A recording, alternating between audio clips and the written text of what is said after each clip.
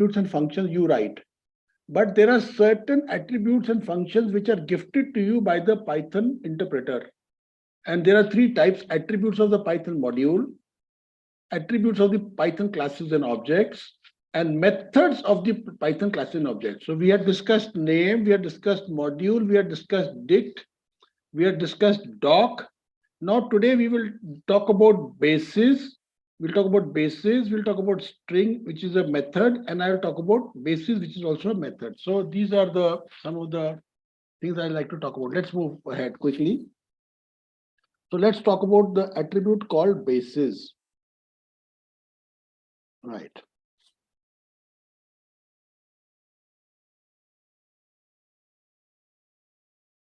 In Python, classes have a base attribute. Note that basis is an attribute of a class and not of a module. So I am trying to again and again drill it in you guys that a module is different from a class. Module, you can think of something like a project in C++ or whatever. And a class is something which exists in a Python file. The basis attribute gives a tuple of references to the super classes, all the classes from which this class has inherited. Don't worry, we have not talked about inheritance. We'll talk about it, you'll understand. Inheritance is dealt later in the book. By the way, I'm on chapter 13 of my book, which is about object-oriented programming for those who are new or those who are not in context. Hence, all the inbuilt data types like int, string are classes in Python. They're base classes, UI underscore basis attribute as follows. Let me just, so, I told you yesterday, I think that in Python, there is a convention that classes are always given with a capital letter, but this does not apply to certain inbuilt classes. For example, int. Int is a class, it's an integer, but it is also a class in Python. Same is for string, str, and others. So int is a class, string is a class. Okay, so let us just try to,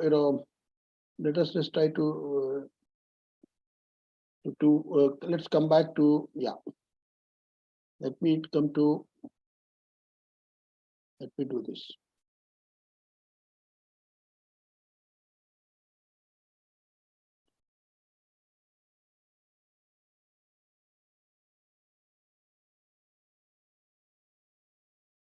So what I am doing over here, let me run it first. Yeah. So I gave an input int dot underscore basis underscore. And I got an output of object, comma, bracket. And I explained, I think in one of the classes, if I remember correct, the comma after the object indicates that this is a tuple.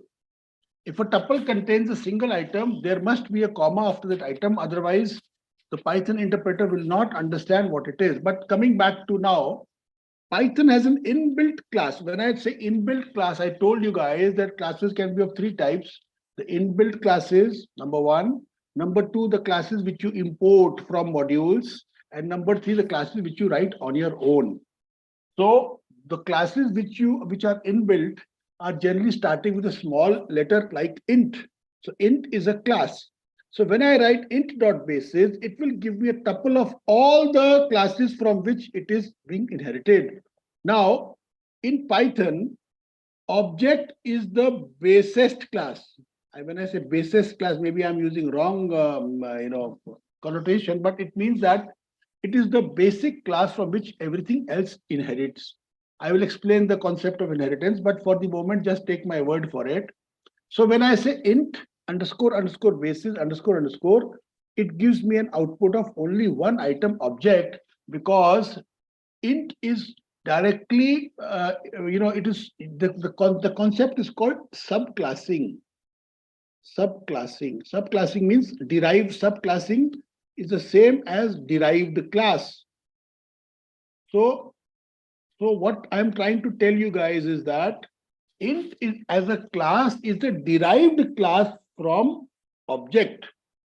So object is the most primitive class. Now it's very confusing. Object is an object, and object is also a class. So don't get confused. An object, when we talk in the common computer science language, it means an instance of a class. But in Python, object is also a class. It is the basis of the class. So when I tell the interpreter to give me int.basis, it gives me object, because int is derived directly from object. Had there been some other class in between, suppose, let me just draw it again. Suppose this is object, which is the basis class. Suppose from this, if there was another class, let's call it C1, and from this had come int. Suppose this was the case, then this output would have been object, comma C1, because then int would have been derived from C1 and object, both. So therefore, the basis of int would have been C1 and object, and these two classes names would have come in the form of a tuple like this. Is this clear to everybody? Can we move ahead? Yeah. Let's see the book again. Maybe it'll help you a bit more. So same we can do with string.basis, str.basis. Let me try that also. So if I write print str.basis, then if I run this, also I get same thing, object. And again, I get a comma. That means that string the base of string class is again object. Now don't get confused. Object is a base class. Object is a base class from which the string class has been derived. So string, you can say in computer science, they call it subclassing. So string is subclassing object class. So string is subclassing object class, or string is a class which has been derived from the object class. It is derived from the object class, from object. So I hope this is clear. Let's move ahead. So yeah, just one little feedback. Is the class with me so far? Are we good? Yes, sir. Yes, okay, fine. Let me give us a different example. Let me write a different class. Let me write like this. Class A pass. Let me create.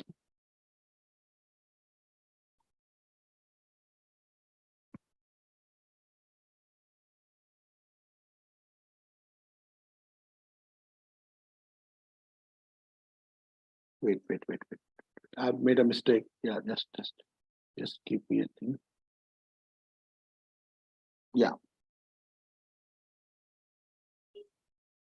Okay. So what has happened over here? Here also, see now, this concept is important. This is called implicit subclassing. Implicit subclass. Now, what I've done, I've created a class. This is my class definition. I've created a class. I've put a single line of code in it called pass.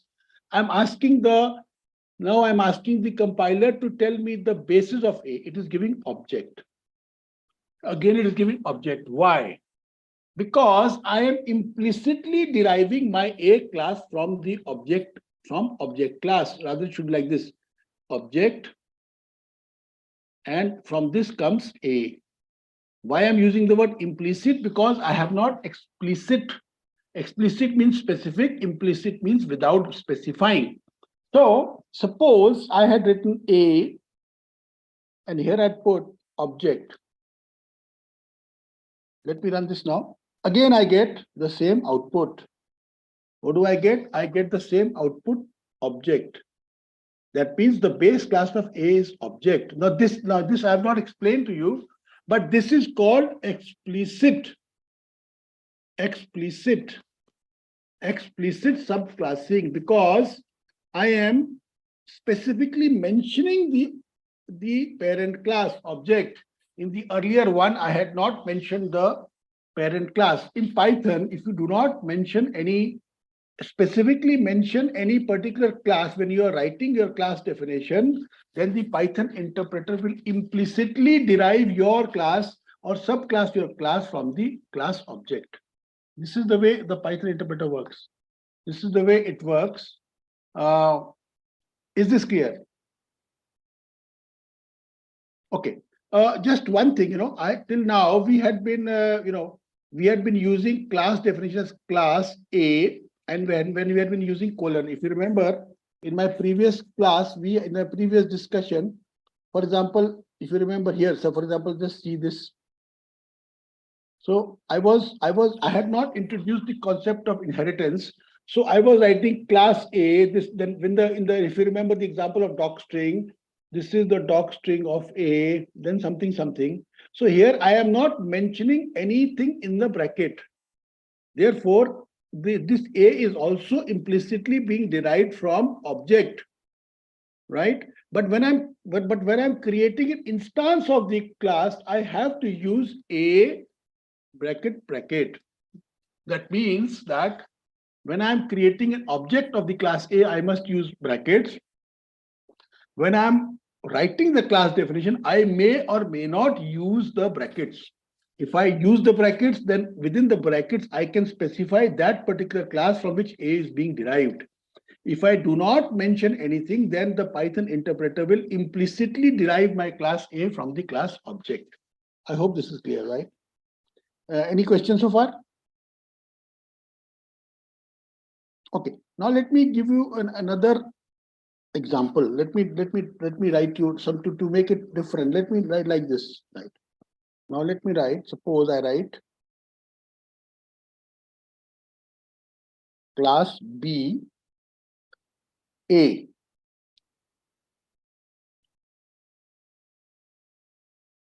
And I write B dot basis. Can someone tell me what I will get? Let's see. Yeah. So I am getting, I don't know, it is mentioning main dot A. So the basis of B is A because B is being derived from A over here. All right. So I hope that is clear. But this will become clearer once we do inheritance. We have not covered inheritance. So let's not ask any questions right now on this. Just accept it the way it is. Let us move further. Right. Now, this is a very important concept of del. Now, see, we have done the attributes of the module. We have done the attributes of the classes. We are talking about the two methods, methods which are implicitly created by the Python interpreter. The first is del. And as you notice, it has a double. So it is underscore del underscore brackets, double brackets, round brackets, which indicates that this is not an attribute like doc, like basis, but rather this is a method. Del is the destructor method in Python. This concept is very important. Just pay attention. Remember, in Python, objects are created in memory. If you remember, I said that Python has, in the beginning, and in my first class, I think I mentioned to you guys that Python has got what is called a garbage collector. So we are discussing about the garbage collector also. So they occupy memory. But once the objects go out of scope, the memory is reclaimed by what is called the garbage collector. This happens automatically in Python. So in fact, the programmer can manage without even using del. So I am telling you how to use del, but if you don't use del, then the Python interpreter will use the del. So there is an option. You can use del, great. Python will follow what the del you're using. You don't use del, then Python will use the del on its own. I'll give you an example, you'll understand very well. Okay, there are certain issues because before an object is destroyed. Multiple, we'll talk about this later. Let us first look at the code. Then, the best way to understand is to look at the code first. So let us look at the code. Let me come back to chapter. Yeah. Let me just run this code for you guys. Then you'll understand what I'm talking about.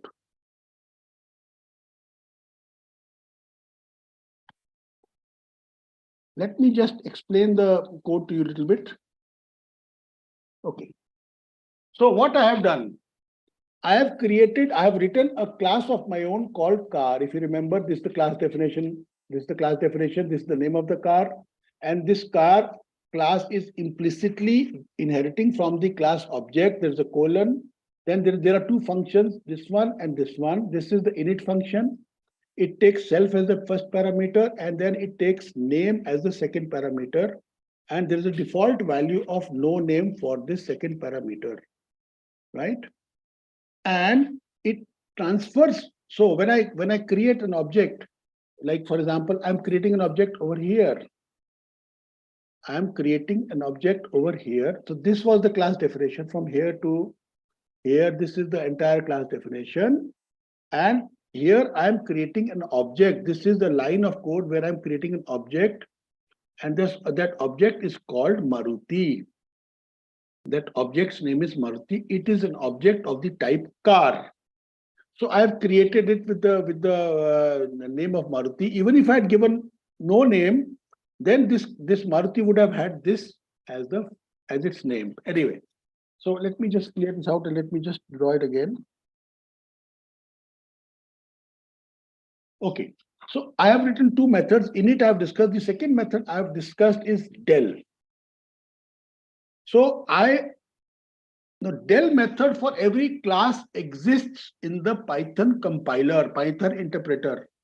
But if you write your own del method, then your del method will overwrite the del method of the Python compiler. That means that if I write this, then the Python will not call the del method which it had created for the car class. Remember, the Python interpreter will create a del method for every class.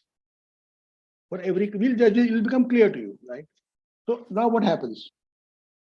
Let's run this code. Let's just understand this code. Once you understand this code, things will become very clear to you.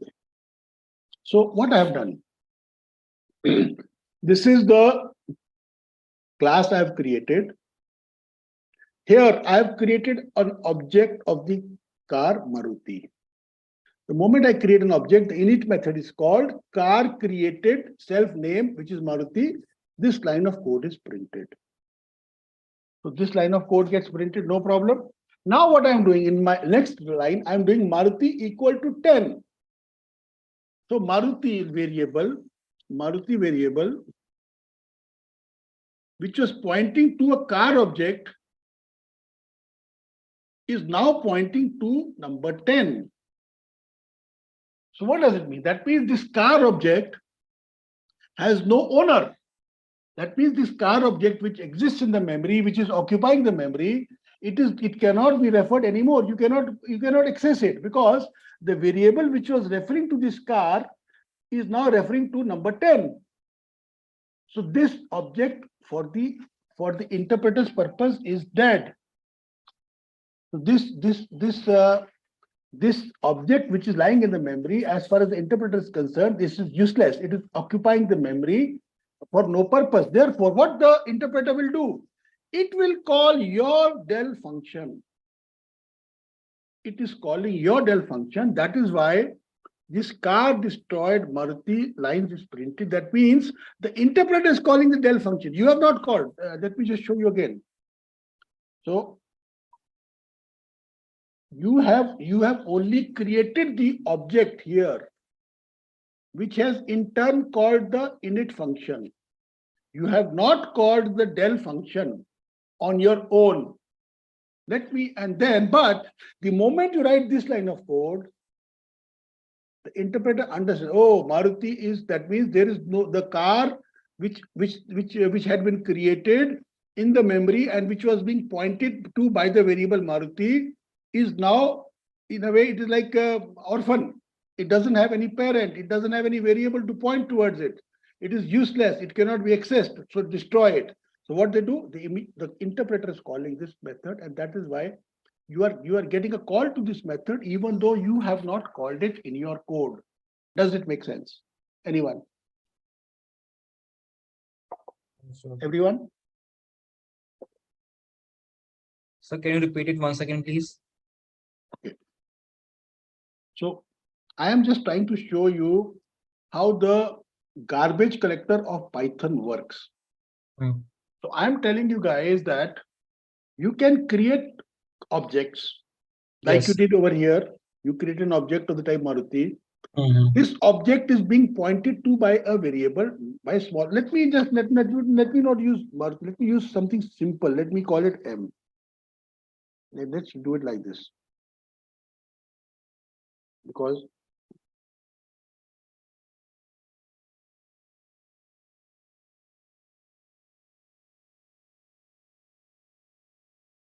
so what I have done, what is M? M is an Variable. object. Yeah, M is a variable. It contains an object of the class car and of the name Maruti, right?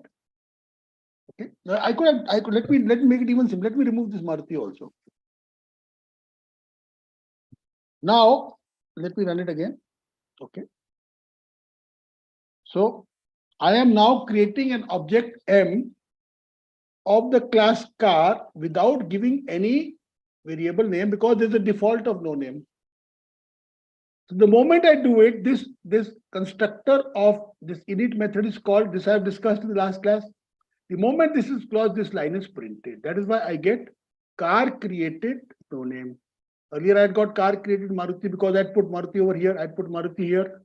If I'd put Maruti here, then this Maruti would have been printed here. But since I did not put anything, so default value of no name is printed, right? Now what I'm doing, let me make it even more simple. Let me remove this also.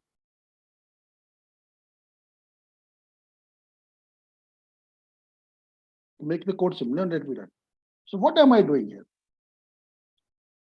I had a variable M which was pointing to an object. This object was created in the memory of the computer by the Python interpreter. Now M is not point, that means there is now M is pointing to 10. That means this object, it cannot, no, I as a programmer cannot refer to this object because the handle or the variable by which I was referring to this object, it is gone. So the Python interpreter sees, oh, this object doesn't have any variable attached to it. So that means this is bullshit. That means this is useless. Destroy it. So it would have destroyed it on its own. But since I've written the del method, the Python interpreter is calling the del method to destroy this object. That is why I got this message, even though I have not called this method in my program. I have not, this line of code doesn't contain del. Let me just show it a different way. Suppose I had written m dot del. What will I get? Again, I get the same thing. So what I'm doing here I am destroying the car. Here I am calling the del method, which destroys the car, but which prints this thing. But if okay, now let me show you something different, which is there in my book also, which is there in my code also. Okay, let me just show it here only. Now suppose I do n equal to m. And then I write m equal to 10. Let me run it now. Wait, I made a mistake. Let me just.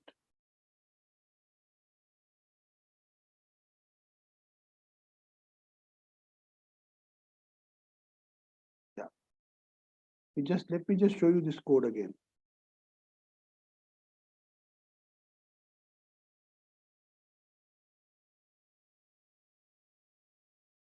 Now this is another piece of code. Let me just run it.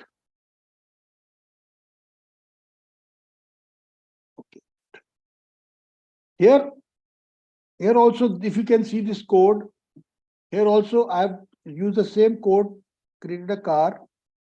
Then I have created a car called my car equal to Ford. Then I have created an alias of my car, right? I have created an alias of my car, and then I destroy my car by the method del. But this will not call this del because my car has got an alias car existing.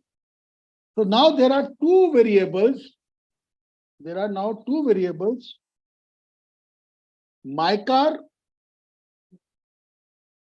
and alias car, which are pointing to the same object because of this line of code. So I have this what alias car, this is this variable and mycar variable, they are pointing to the same object. Now I have destroyed my car. I have deleted my car, but this method will not be called. But when I destroy del this thing, then this car will be destroyed. But when I destroy this one, then this del method is not called. But when I destroy this one also, then this method is called and this line of code is run. Does it make sense? Huh? Yeah? Anyone? So, okay, I presume you have understood this. Let's move ahead. String reference to the, I'm skipping over this, the string, this thing you can read on your own. And I'm done with chapter 13. So can we go on to chapter 14? So before I start with chapter 14, let me just, yeah, there's some concept. Okay, the people are saying yes, sir, yes, sir. So I presume everybody's understood. So we'll go to chapter 14. So, but before I start on chapter 14, let me just do a repeat. Anyone would like to, you can put it in the comment box. Anybody who has any questions, any issues, any doubts can tell me now and then we will proceed. Otherwise, we are proceeding with chapter 14. Anyone? Everybody's understood? Can someone just say we have understood? Someone? Anyone? Yes, sir. Okay. All right. So let us move to chapter 14, right?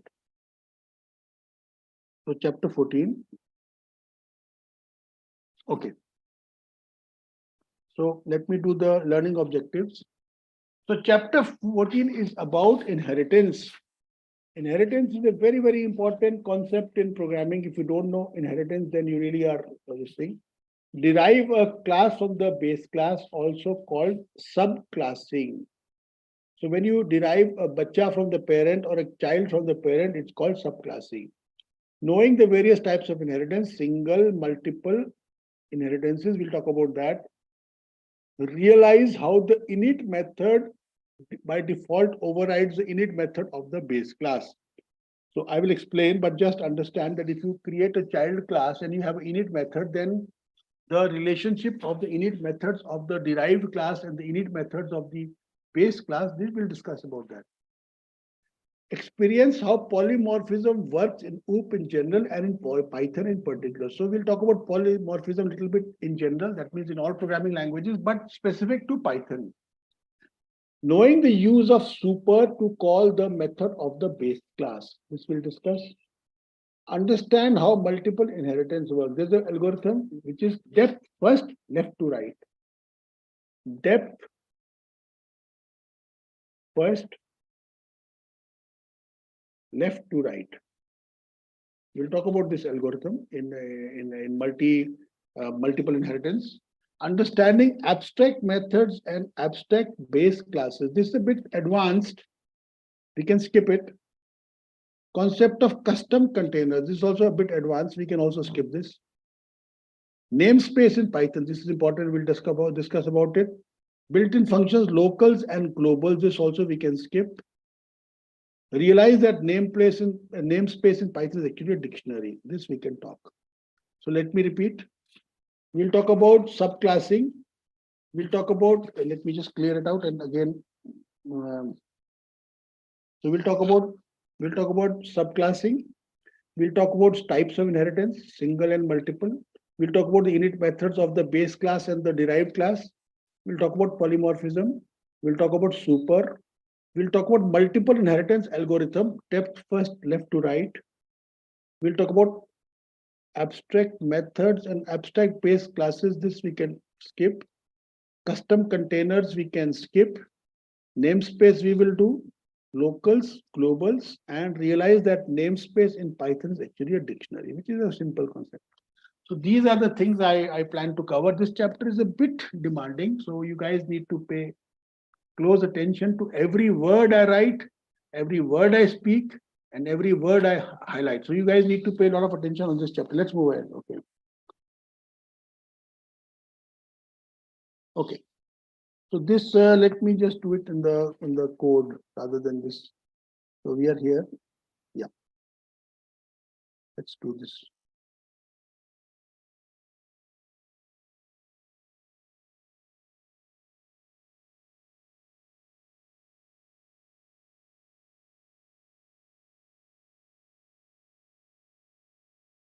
Okay.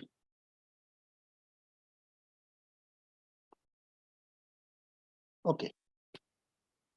So what I've done over here, let me just explain the code. This is the definition of one class, which is called base class. It has got only a pass statement, base class. So you realize the importance or the usefulness of pass statement over here. Then this is a derived class. This class is derived from the base class. That is why I put base class within the brackets like this. So these two classes I created.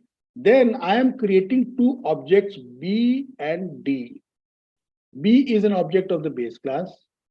D is an object of the derived class. I hope this is clear. Now I am printing type of B and type B. So so this print gives you this output. Type of B, main base class. So object B is of type base class, which makes sense. Then I'm saying type of D. Now this is printing this type of D is derived class. So object D is an object of the type. Then I'm saying parent of D. That means derived class dot basis, I get base class. So the parent of derived class is base class. And then I'm saying parent of B. So it is object. Is this clear to everyone? Let me just repeat it, because this could be a bit confusing for those who are coming. So I'm again repeating. I've written one class definition here called base class. I've written another class definition over here called derived class. This derived class is derived from the base class. Then I'm creating two objects, B and D. B is an object of the base class. That is why I've used B, so that B base class se jud jayega. And D is an object of the derived class. Notice the notation. I'm always using small letters for the objects, and I'm always starting the class names with a capital letter, which is the way it should be done. Then I'm saying print the type of B. The type of B is giving, because it's giving, type of B is giving base class. Then I'm saying print type of D. The type of D is giving derived class. Then I'm saying parent of D, which is the derived class. Parent of derived is base class. Then I'm saying parent of B, which is this. It is object. Is this clear? Can you Yes, move sir. ahead? Yeah. Yes, sir. So let us move ahead. Okay.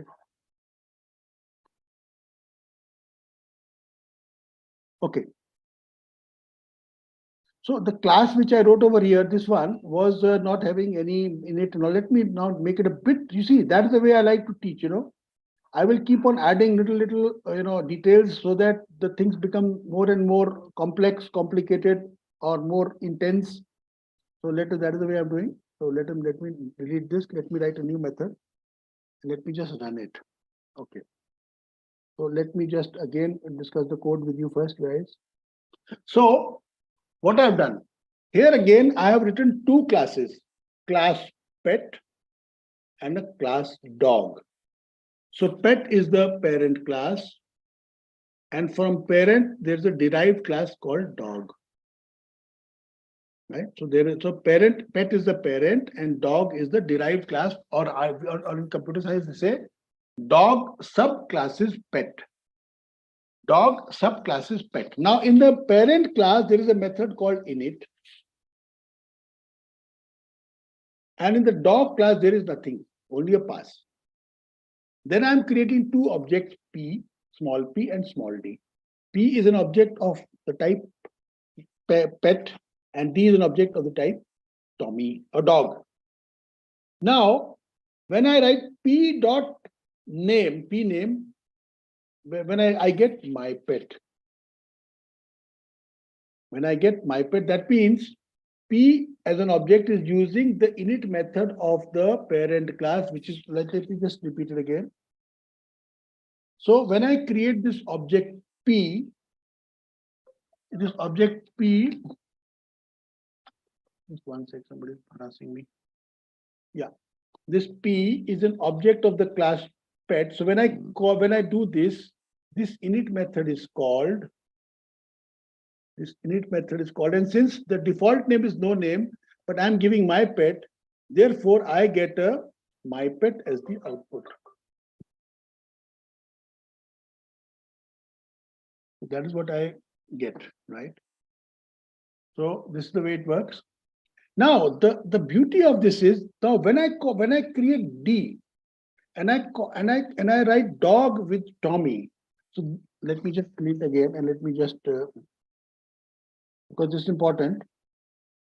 So when I create this object D of the class dog, this calls this class dog, but it does not have any init in it.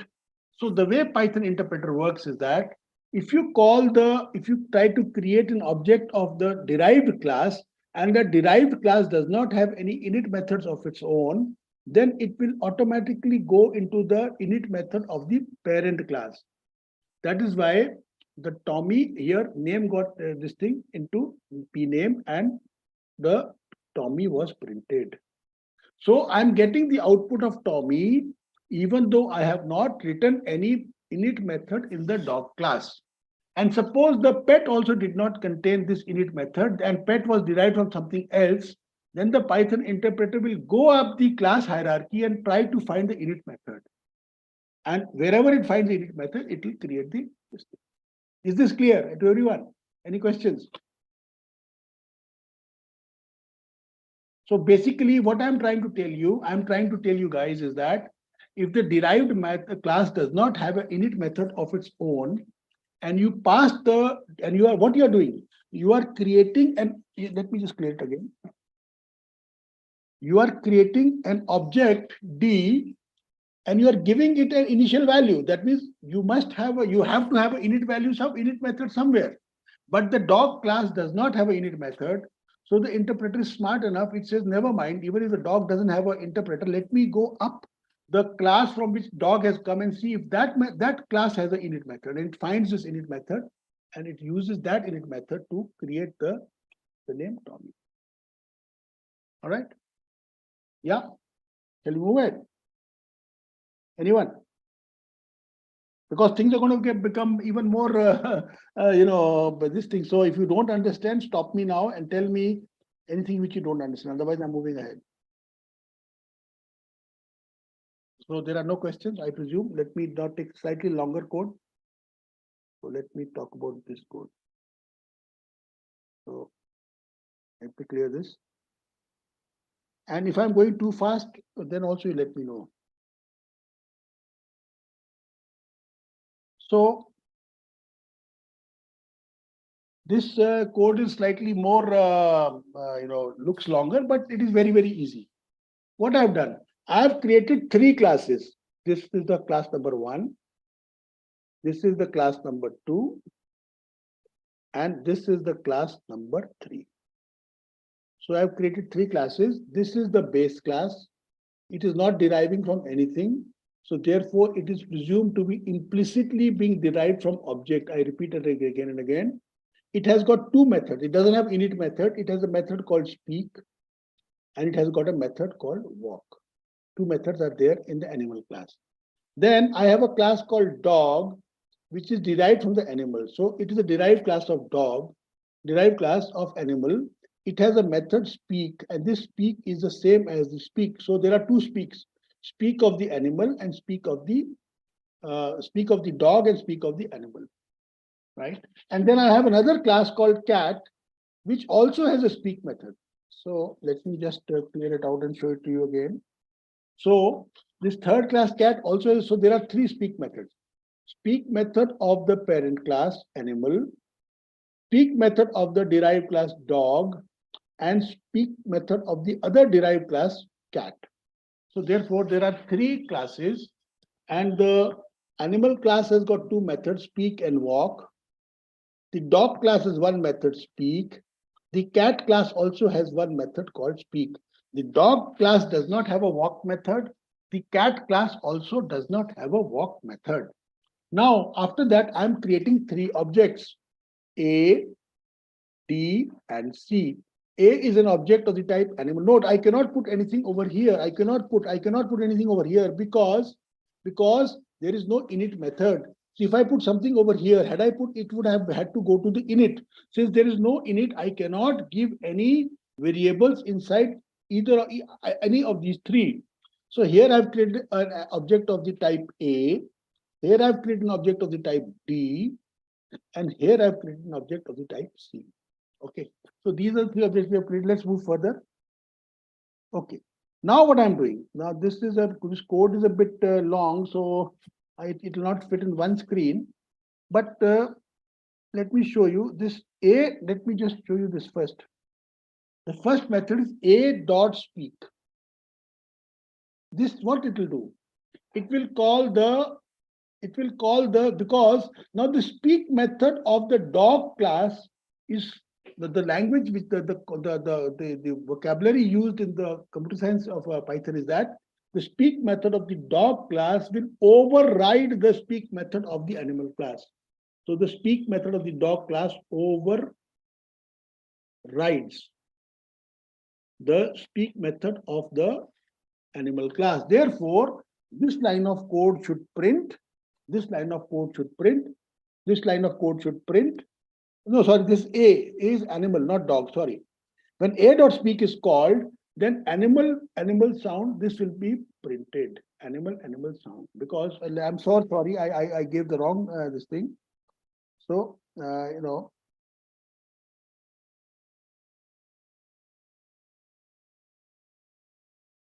So when I did A is equal to animal, I'm creating an object of the type animal, and this animal, and when I say A.speak, it is calling this method of the animal class. Therefore, you get animal sounds. Now, when I call D.speak, this will call the speak method of the dog class. All right, that is why I get dog bark. That is got dog bark. We get this. And when I say C.speak, I get this line cat meow. That means I get the speak method of the cat class. Therefore, in this line of code, the speak method of the animal class is called. In this line of code, the speak method of the dog class is called. And in this line of code, the speak method of the cat class is called. That means the same speak method by three different objects, one parent and two derived, are calling three different methods. That this is polymorphism. That means that the Python interpreter, before deciding which speak to use, looks at the object and sees, oh, this is an animal. Let me use the speak method of the animal class. And then D.speak is, oh, speak D is a dog. So I must use the speak method of the dog class. And then C.speak is, oh, C is a cat. Let me use the speak method of the cat class. Okay. Now the next problem, A.walk. Now let me just clear the screen.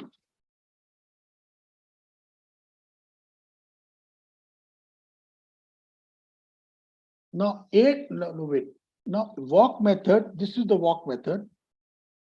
This is the walk method. Animal, I can walk. So if I write A.walk, then I will get this output. Animal, I can walk. But suppose I do D.walk. If I do D.walk, now D does not have any walk method. So what the Python interpreter will do, he says, oh, the dog class, object of the dog class does not have a walk method of its own.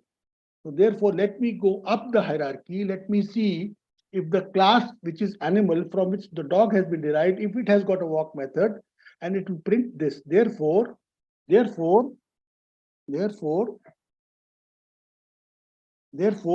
D dot walk, this will also print animal I can walk. And C dot walk will also print animal I can walk. These outputs are coming from the walk method of the animal class.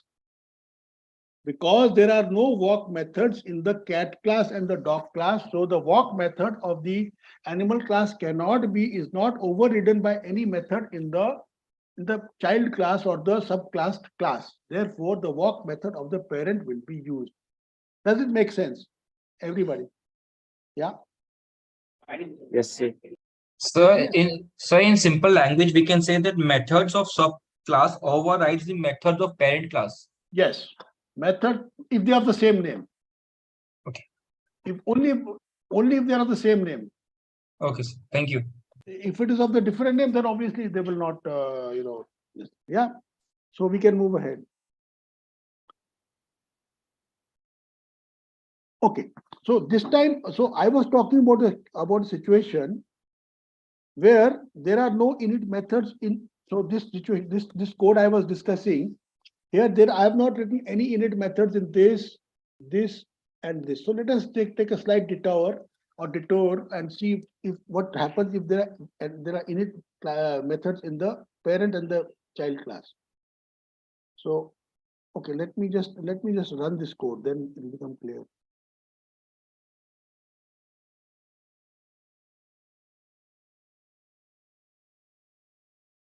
If you can understand all these concepts, then I think you're good on your way to learning Python, right? Okay. Let me just explain this code to you. Okay. So again, I have written two classes, the parent class pet, which does not have any, so it is implicitly inheriting or subclassing object, and a class called dog, right? Now, both these methods have got init. Now, that means the pet class, if you create an object, you can give it one variable or you may give no variable. If you don't give any variable, then the p name will become no name. But if you give something, then p name will become that name, right? Okay. And in the derived class also, I have given init method. Here also, p name is equal to dog. This is the default name. Now, what has happened? I have created two objects, P and D. P is an object of the type pet, and D is an object of the type dog. In P, I'm giving a value of my pet. In D, I'm giving a value of Tommy.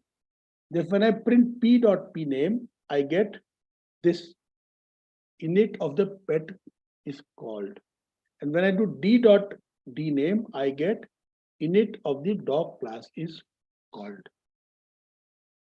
Right? Is it clear? Sorry, this line, this will create this, and this will create this. And when I do p.p name, I'll get my pet. And when I do d.p name, I will get Tommy. I'm sorry, I said it wrong. Let me just again say, see, this p, this is calling this print statement. This is calling this print statement, and this print is printing the name, the p name of p object, which is my pet, because you with my pet. And this is calling the p of Tommy, because you're initializing with Tommy. Is it clear, everyone? So what I've done, I've created an init method in the parent class, and I've created an init method in the child class. And when I create the object of the child class, the init method of the parent will not be called, because the init method of the child class will override the init method of the parent class. I think it's quite simple. It's very similar to the previous concept. Doesn't need any more. Let's move ahead. Now let's do some more variation.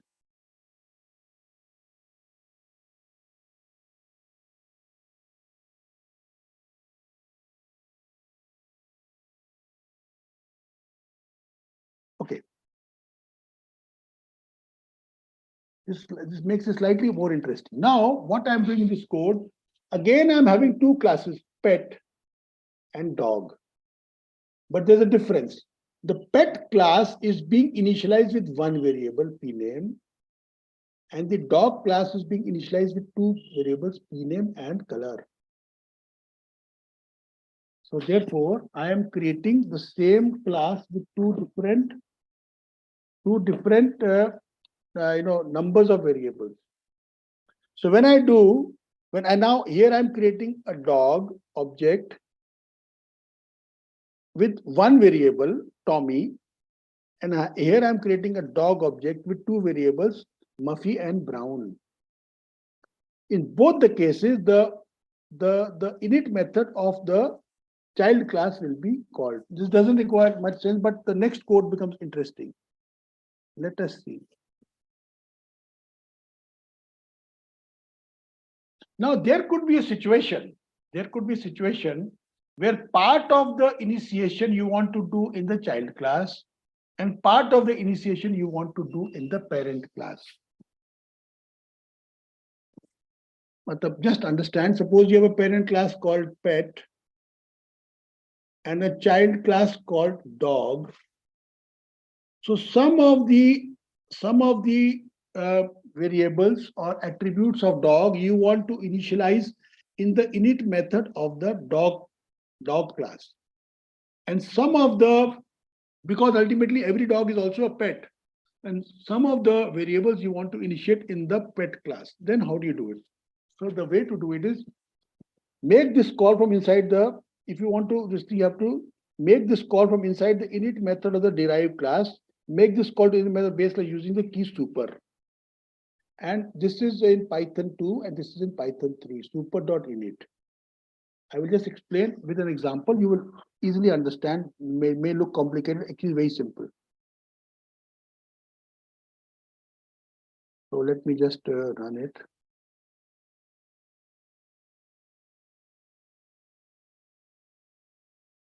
Okay. Now just see. I have created a parent class called pet and I have created a derived class called dog.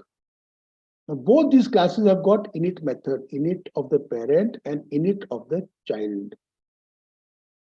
And the difference is that the pet class has only one variable called pname, one attribute, whereas the dog has got two attributes called pname and sound. Right? Now, this line of code you forget, this applies only to Python to this. So what I'm doing, if I create an object of the dog class, I will use this line of code to set the variable sound, but then I will call the init method of the parent class with the variable which I have not initiated. See, there are two variables, pname and sound. These are the two variables in the dog class. The sound is initiated in the derived class. The parent is the pname is not initiated in the derived class. So what I'm doing, I'm calling the init method of the parent class, giving it the variable which I want to initiate in the parent class's init method. For that, I have to use super, this thing, init, and this will call this method and this will be initiated. Let me just run this code for you guys. So this is what it is. So when I do d dog Tommy woof, this Tommy this woof gets initialized over here, and this Tommy gets initialized over here. And sound is d dot sound, which is this one, that is woof. And the name is d dot pname, which is here, which is Tommy. Because I initiated the class, the object with Tommy and woof. So this Tommy from here, wait, this will become dirty. So what has happened is that when I created this dog object, I gave it two variables, Tommy and woof.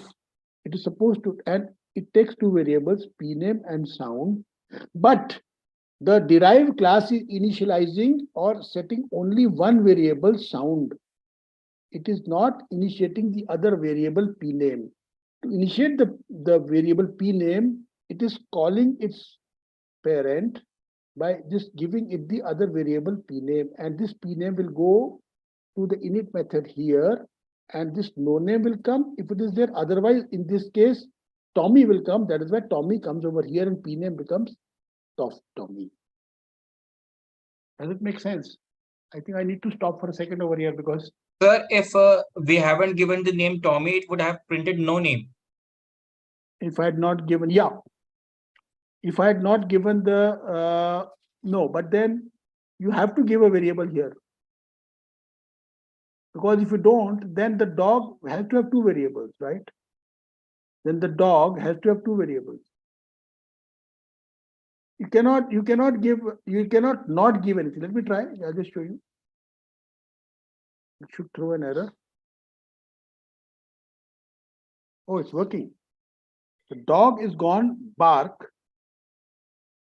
Dog is Yes. gone bark, Uh-huh. and the pet has become. So what has happened? So the Python interpreter is thinking that this woof This is the actually name and the peanut. sound is bark. Yeah, the sound is bark. Okay. So it is, so therefore what the Python interpreter is doing, the second variable it is giving bark, It is taking the default value of sound here. right? It is taking the default value of sound here and not taking the default value. So if I put this thing, if I do like this, then it'll create, then Error. there's an error. Then there's an error. Even I am not very, but I have not gone to very great details, but I'm giving you the overall principle. This is the way the things work in Python, and these minor differences, nuances, variations, you can do on your own. But the overall broad principle concept, I'm telling you, that there can be a parent class, there can be a derived class. Both of them can have their own init methods. You can do the entire initiation of the object in the derived class, or you can do part of the initiation in the derived class and then call the parent for helping out in setting the other variables. That is the basic idea. Is it clear? Sir, yes, sir, yes. Sir. Yeah. So let's move ahead. Use of super to call methods other than the init of the base class. So you see, the super keyword with brackets can be used not only to call the init method of the base class, but it can also be used to call other methods of the base class. I'm giving you the example. Let me just, actually to make things fast, I am not, typing out the entire code on my own, because if I do that, then, the whole class will be just going in one, not be able to call. Let me see this. Let me just run it. So let me just show you guys. Okay. This is again, there's a class called pet and a class called dog. The pet is having two methods, init and walk. The dog is also having two methods, init and walk, right? Now, what I'm doing in the init method of the dog class, also I'm calling super, and the walk method of the dog class also I am calling super. So I can use super keyword to call the, but of course, the walk method should have the same name as this. That means the walk method should be there in both the parent and the derived class. So basically, if I don't write this line of code, then only this will be executed. But if I write this line of code, then after this printing, this will take you to here, and this will also be printed. That is what I'm saying. You can see it in the output. So when I say d.walk, when I call, so what I've done, I've created an object of the type D, and I'm just, then I'm calling the walk method of the derived dog class. So this method is called, that is where dog is walking gets printed first, and the super takes it to the dog method of the parent class, and then pet is walking is also gets printed from here. So here I'm showing an example where you can use the super keyword to do the to call the function of the parent which had been overridden by the same name function of the child class. Is this clear? Yeah. Anyone? Shall we move ahead? Okay. Now there is another way of calling the init method of the parent class. Let me show you that also for the purpose of completeness, not really required, but since I'm covering it, might as well do this also. So now just look at this code. I have a class pet and I have a class dog. And I'm creating an object only of the class dog with two variables, Tommy and Wolf. Print name of the pet d.pname. Now, when I do this d.pname, this will be called. Print constructor of the dog class call, this makes this line. Now, instead of using super keyword, I'm using the class name of the parent pet.init self.pname. I can use this also, and this will also work. And the constructor of the pet class is also called. And name of the pet is d.pname, which is Tommy. You can read it in the HTML which I provided, or read in my book. If you have any questions on this, I think we can move ahead. Okay. So are we good so far? So we have by and large covered a basic idea of inheritance. Of course, there are many other nuances. We have not discussed abstract methods. We have not discussed multiple inheritance. We'll just do it. So, but just let me take stock for a minute because this is a bit heavy. Anybody has any, the regular people, this who guys have a question? I think there's a comment in the chat box. Let me see what it says. Yes, sir. Okay. So let me again say, anybody would like to ask any question, because now we are going to move even further into the, the heart of the thing. So abstract method. Okay, let's talk about abstract method.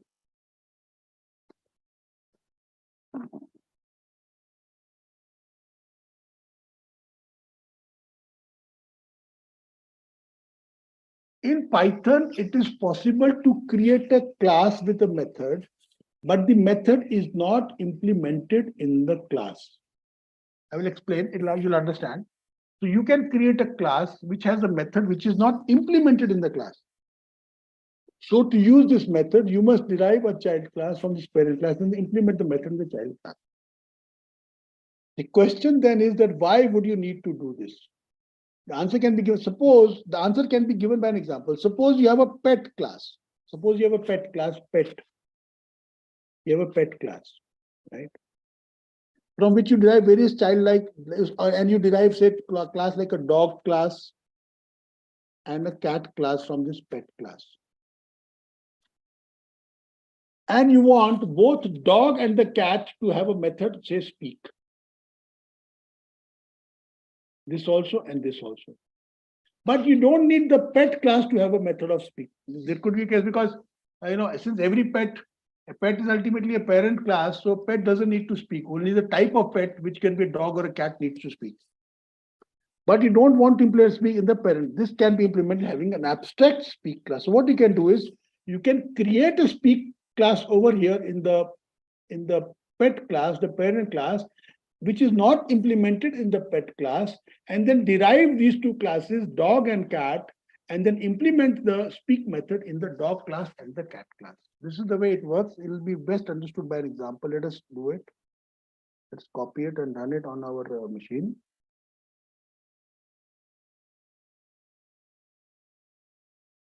Okay. Oh, there's an error. I'm surprised. Oh, this one. Yeah. This error is on purpose. So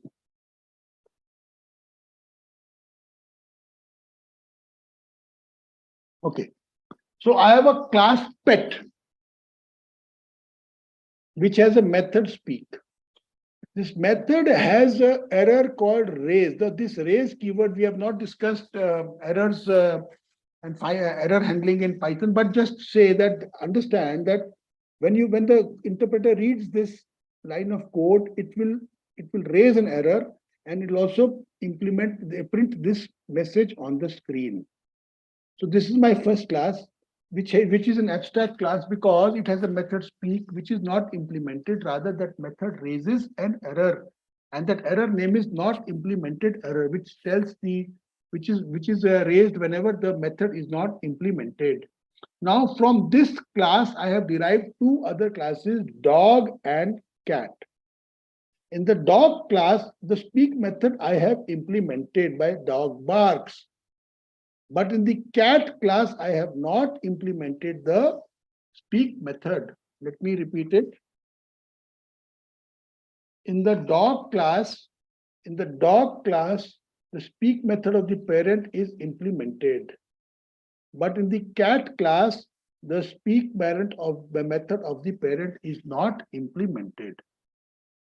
So now you see, now let me just suppose I try to create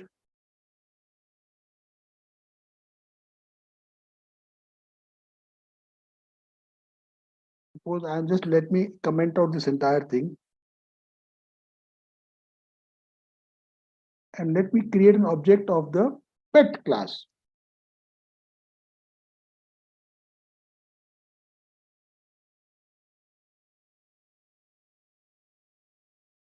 The error. So just let me show you.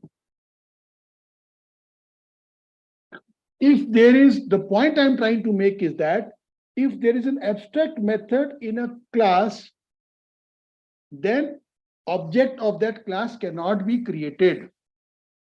If there is an abstract method in that class, then objects of that class cannot be created. However, if you derive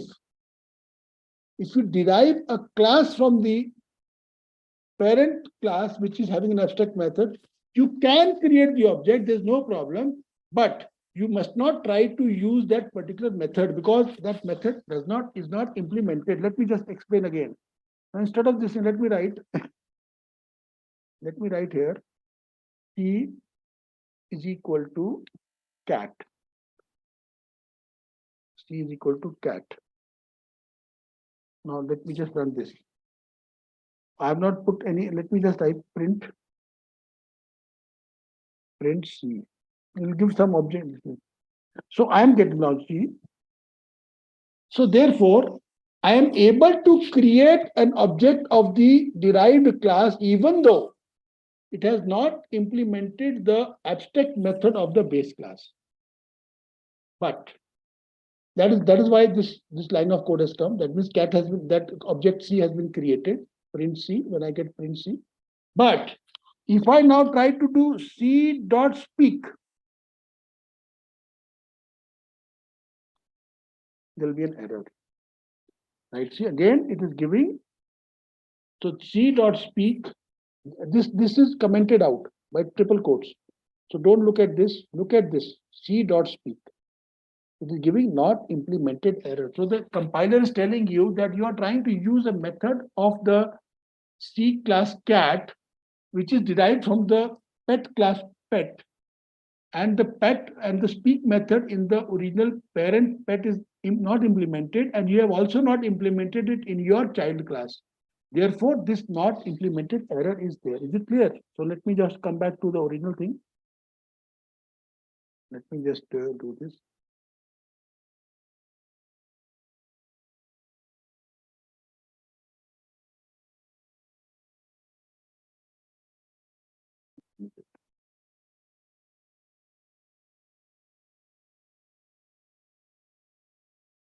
So now I have, let me run it again. Let me run it. So now what I have done, I have created an object of the dog class. And then I've called the speak method of the dog class, which is fine because because the speak method is implemented in the child class dog. And when I call d.speak, it works, right? But suppose I delete these two lines of code and I also delete this. Oh shit. And I also delete this. And I delete this. Now let me run it. It again gives an error because what I'm trying to do is I am trying to call a method speak, if you see, which is neither implemented in the child class nor implemented in the parent class. Is this clear to everyone? Shall we move ahead? Yeah? Anyone?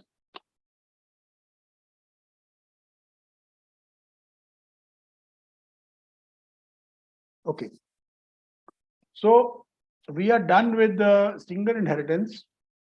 Now we are coming to multiple inheritance. So do you guys think it is too heavy or are we good?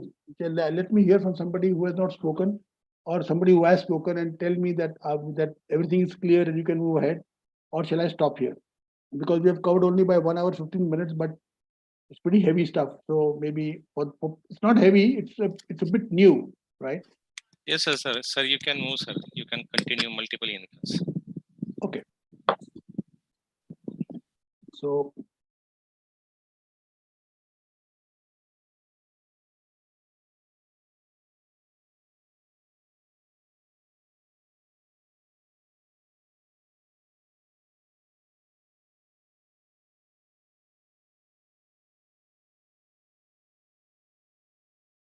multiple inheritance. You see now these A, B, C, D, E, F, G, H, all are classes. A to C.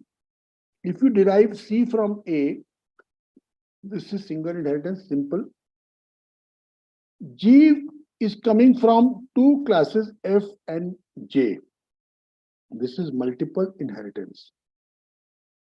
And A come to B to D. This is multi-level inheritance.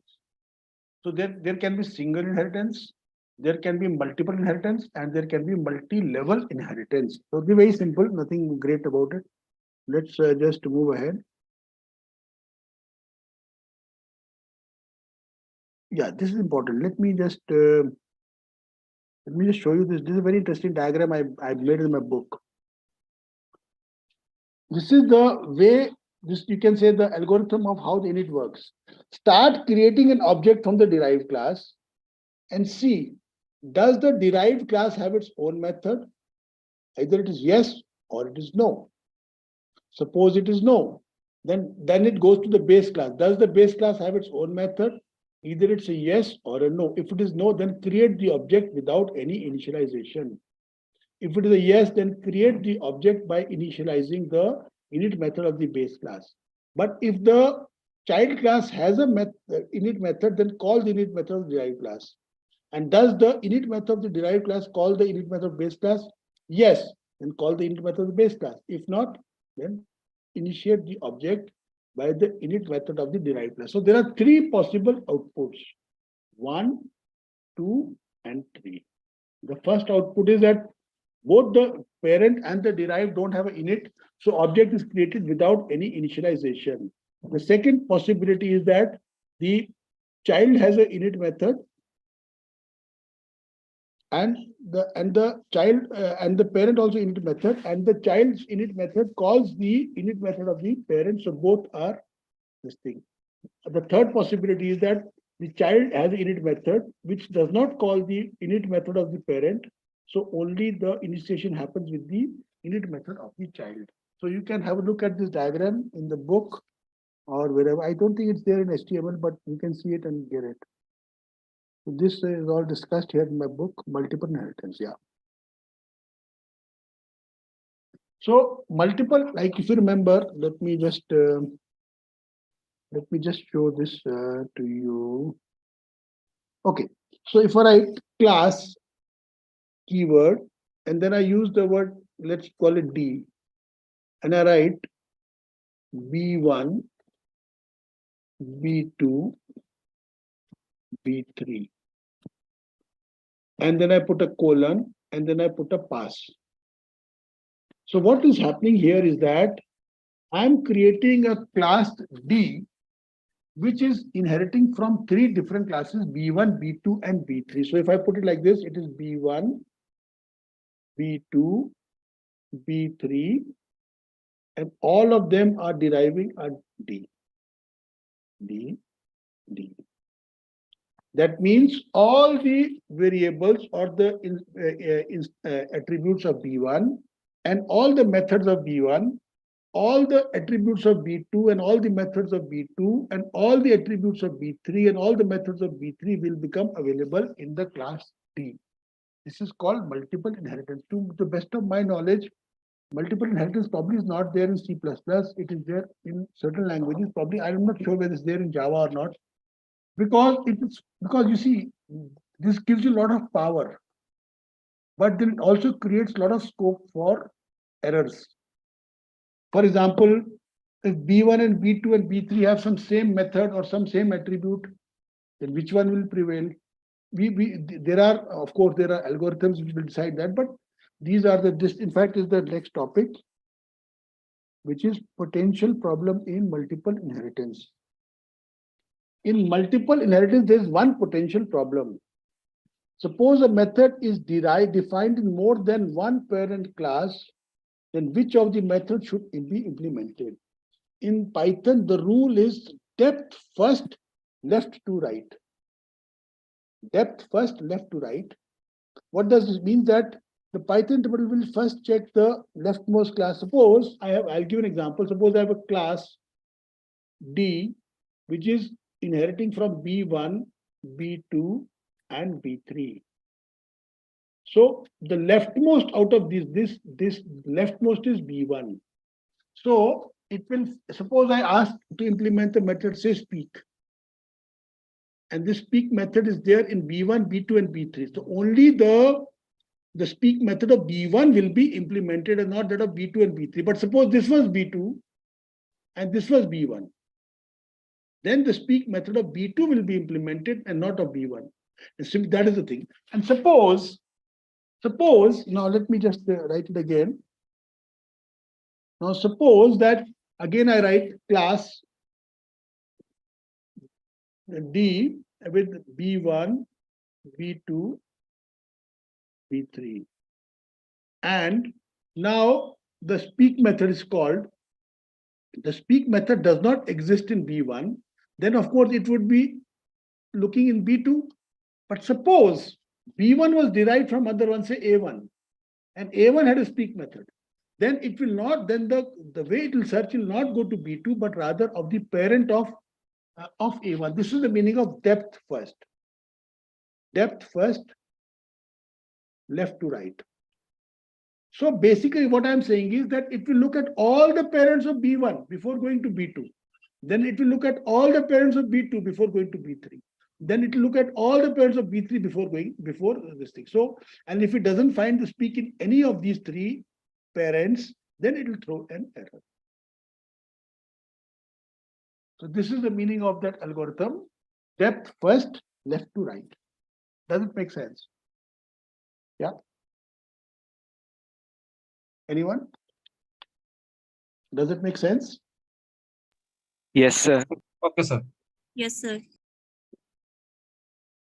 I will see. As I told you on day one, whatever I say, I'll prove it. I'll give you example for whatever I tell you. So let me give an example, right? This is the example from my book. So what I've done over here, I've created 5 classes. This is class number 1. This is class number 2. This is class number 3. This is class number 4. And this is class number 5. 1, 2, 3, 4, 5. The classes number 2 and 3 are father and mother. And both are derived from the grandfather and both have got a earn method.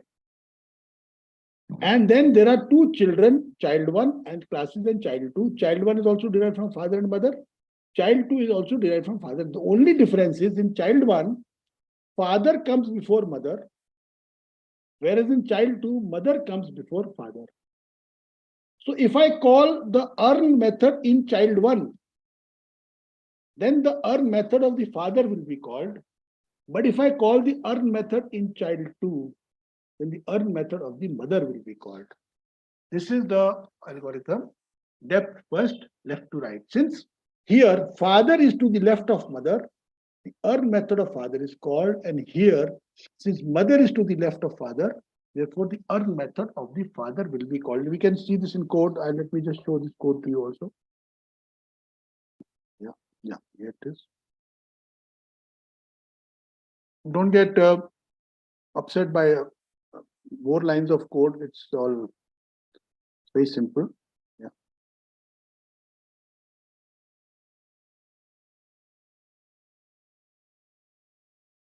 Okay. So now let me just. Unfortunately, this code is not able to fill in one screen. I don't know how to remove this. Make it full screen, and I do here. Yeah. Yeah. Anyway, so this is my class grandfather, which is the parent of both the classes father and mother. So grandfather is subclassing his father and mother. Now there are two child classes, child 1 and child 2. So child 1 father comma mother, child 2 mother comma father. Now both these child are not implementing the earn method. If they were implementing the earn method, then there would be no need of the earn method of the parent class, because then the child earn method would override the earn method of the parent class. But C1 is a object of the class child 1 and C2 is an object of the class child 2. When I say C1 dot snore, so C1 dot snore, it will look at both the parents and then ultimately grandparents. It will be grandfather is snoring. Let me just show you. So this line of code C1 dot snore, grandfather, even though C1 is a child class and it is grandfather is 2 generations above, grandfather, father, giving mother and child, father, right, father and mother, which are giving in turn, which are giving C1. So C1 when C1 looks for snore, C1 is not implemented. The snore is not implemented in C1. Snore is not implemented in father. Snore is not implemented in mother. So this grandfather snoring comes from the snore method of the super parent class. Now, but I write C1 dot earn. Remember, in C1, father comes before mother. Therefore, father earns. Therefore, the earn method of the father class is being called over here. But when I say C2 dot earn, the earn method of the mother class is being called over here. Does it make sense? Any questions? Anyone? No, sir. All clear? Great. This is like, so I can say that we are doing good, right? So, okay. So let's move further ahead. So we have understood this code also. Okay. MRO, abstract methods and abstract, I'll skip this. And namespace. I'm skipping these topics. Custom container I'm skipping. It's a bit advanced topic. And I'm skipping this topic also, which is abstract methods and abstract class. This also I'm skipping you because it has got some get items, set items, and all those things which are not really required for your purpose. If you are interested, you can read my book or you can do your own research on the net. All right. So now let us talk about what is called the namespace. Now in Python, the namespace is called LEGB. LEGB. LEGB. We know about local, we know about global. We don't know about enclosed and we have not discussed the built-ins. So L is for local, E is for enclosed, G is for, so let me write L is equal to local, E is equal to enclosed, G is for global, I wrote the G global. Write it again. And B is for built-in. Local, as I told you, within a function call, within a class definition, the function exists only for the scope of that particular, it's called local. Global, is all over the place. Enclosed is when there you have nested functions. So enclosed is not important, forget about it. And built-in is the ones which are the built-in variables, the ones which are automatically available in the Python interpreter. So these are the 4 namespaces. So what is a namespace? Namespace is simply a container for mapping names of objects to the corresponding objects. In many programming languages, this word mapping is very commonly used, mapping. So many people don't really understand it. Like dictionary is a mapping. But why do they use this word mapping? In algebra, if you do, if you have done elementary algebra or mathematics in school, you might remember there's a function f and there's a function g. Now for every item here, there could be something here. So you are mapping something in one to something in another. If you look at your dictionary, what is it? It is having a key and it is having a value. So there is a mapping between the key and the value. That is why a dictionary in many programming languages is also called a mapping. Now, as I told you earlier, 2 keys can have the same value, but 1 key cannot have 2 values. That means given the key, that means the term they use is that key is deterministic. Key is deterministic, but values are not deterministic. Now, the word deterministic means that there is only one outcome. If keys were not deterministic, and if you could have a dictionary, say like this, D1 equal to, suppose, key 1, say cat, and then key 2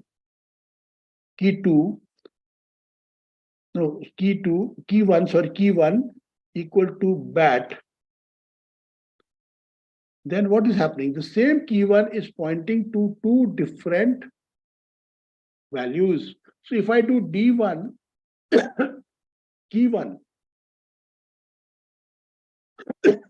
then what should be the output? Should it be cat or should it be bat? So this is non-deterministic.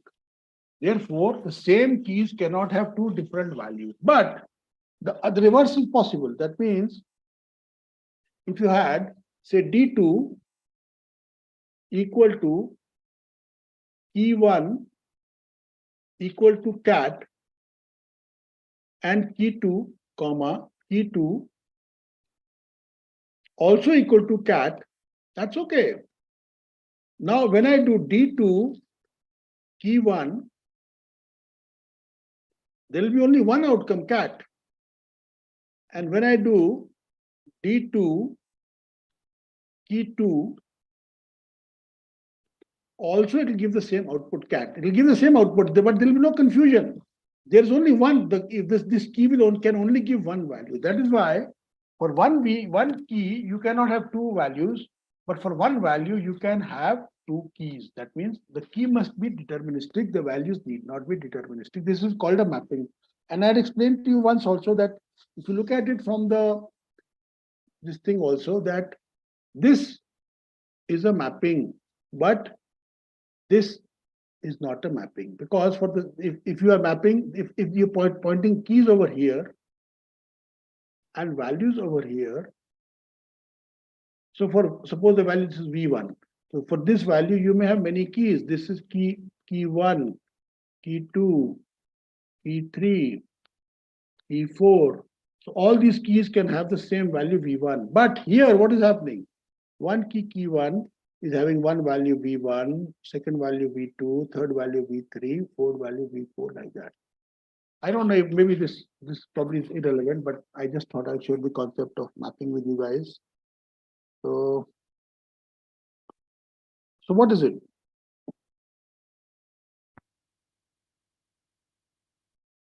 So you can think of the namespace as a dictionary. Let's call it namespace as follows: var number 1, object 1, var number 2, object 2, like that. These are 4 different things. This doesn't require much this thing, right? Let's locals and globals, namespace, dictionary, dict.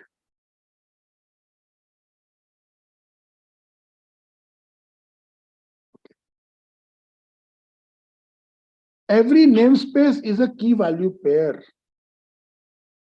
The key is the name of the attribute, this thing, right? So there is an inbuilt, now again note, there is an inbuilt attribute called dict. So it will give you the names of the keys and the values or the namespace in that particular namespace. Let's do this. Let us do this with an example, right? That is the best way to understand it. Right? So let us do it with an example. Let me just custom containers I'm skipping, locals and globals I'm skipping, yeah.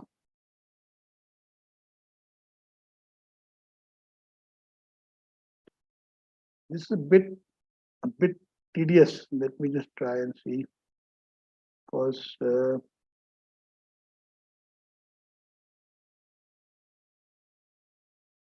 okay, just pay attention. So what I'm doing, I'm creating a class dog. This is my dog class. It has an attribute dog sound. So this is an attribute, not a method, because there are no brackets in front of it. With the value of bark and init value, I think self and color is color. Now, since it has got no default value for color, this is we have to give it a value, and when we create, so black dog is an object of the class dog I've created. Now, in this line of code, what I'm doing, I am printing the namespace of the dog class, and every class created in Python has an inbuilt attribute dict. See, we have not used this attribute in our code. So when I do this, I get, what do I get? I get this. Class namespace, module, main, dog sound, bar, init, etc. That means everything which is in the dog namespace becomes as a key value pair. This is the first key module. This is the first value main. This is the second key dog sound. This is the second value bark. This is the third key init. Init is also a key. This is the function, like that. Then there's a dict. Even dict is a key, right? Then we have many such things, the keys are there. Now, let me just show you the other line. This is this line, this one.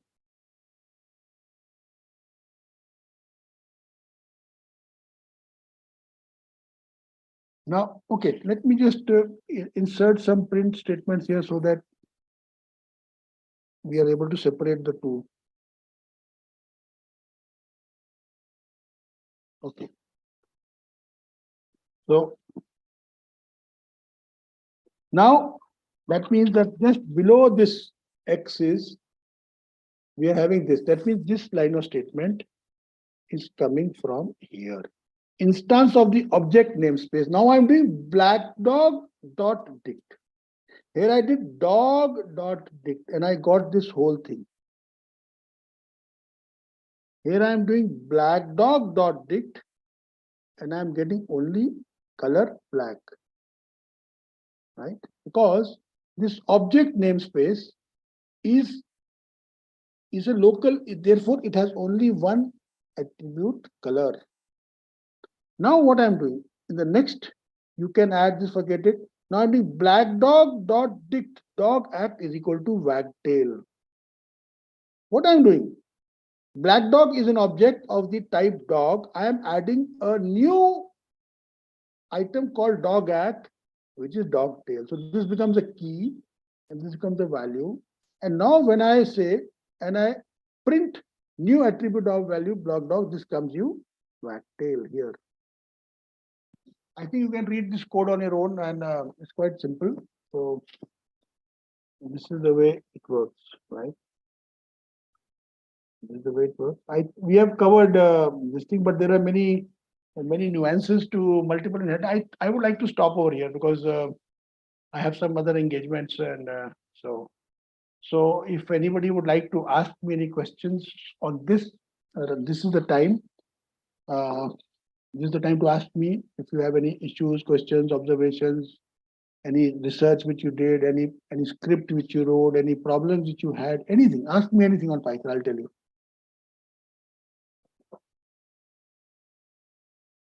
Balaji, are you there? I think Balaji is also not there. So, anyone? Would somebody like to ask anything or? Sir, Yeah. so you told if A is the parent class and B is the subclass, if A has a our abstract method, we cannot create objects of A. Yes. That's right. Now, if B is subclass, now if from C, B is the parent class of C. Let us, Right. I mean, multiple A, B, Okay. C. Right. Now, if B has an abstract method of C class, A, B, C. B has an abstract. Uh, This one has the abstract method. Okay. So this becomes an abstract can class. we now can we create objects of B, sir? Abstract method of C class. We can create object of C. Even Yes, if we sir. don't, even if we don't implement that abstract method in C, we can create the object, but we cannot create object of B. Yeah, that's it. That one, sir. That's it. Yes, sir. The abstract class you cannot create objects, but the derived class or the subclass of the abstract class you can create the object even without implementing that particular method. Yeah, yes, understood. Thank you, sir. Any other question? Anyone else? Anyone else?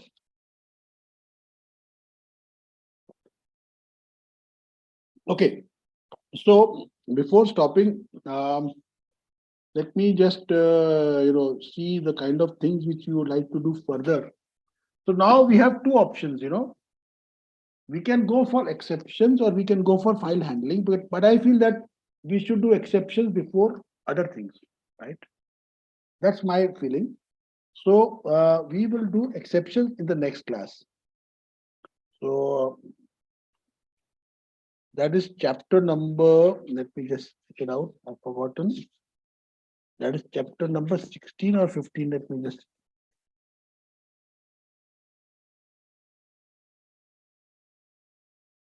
That is chapter number 16. So let me just go back to my book, the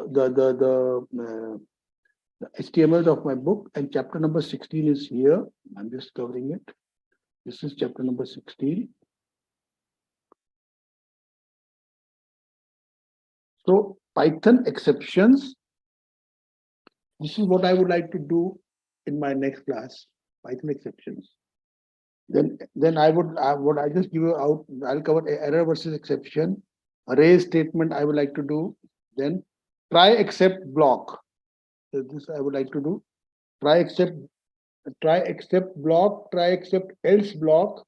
So this is basically very, very important because you cannot do any meaningful work unless you know exceptions. Then the try except else finally block. I will just show you on my book also. Just in my book, let me just show you chapter number 16. So I like to talk about this is what I would like to talk about. This try block. And then this thing I like to talk about this. Then I like to talk about some other things like this one. It's a bit complicated. Try except finally block. Then I would like to talk about to read a file.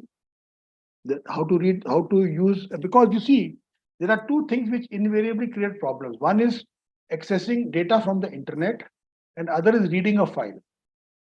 So when you are reading a file, maybe you are calling a file name which doesn't exist. So if you try to read a file which doesn't exist, it will throw an error. And if you don't handle the error, your program will stop, it'll crash.